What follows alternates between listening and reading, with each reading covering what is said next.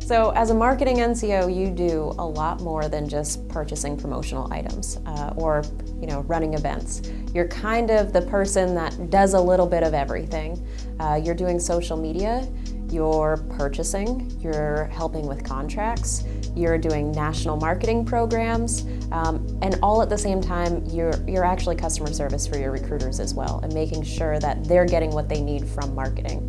So it's not your normal, 9 to 5, it's 24/7, just like when you're a recruiter. You're just now in charge of a much bigger plan than when you're just a recruiter. You're not just dealing with an applicant, you're now dealing with however many recruiters are in your state. You have to be really good at multitasking in this job and not focusing too much in one area, because if you only do social media and you don't do any print production, you're not really reaching your target market to the fullest potential.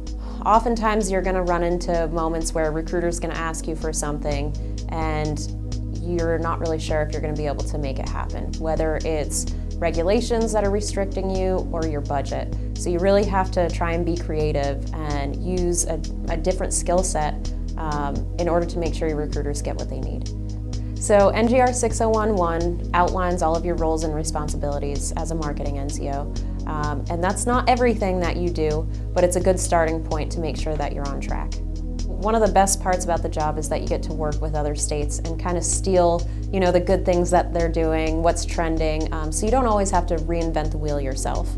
You get to usually do that twice a year, and you get to go somewhere fun too. I've gotten to go to San Diego, Tempe, Arizona, Bangor, Maine, so it's always somewhere else. And getting that connection from other states to figure out what's working, it's very beneficial. Best practices from other states are the way to go.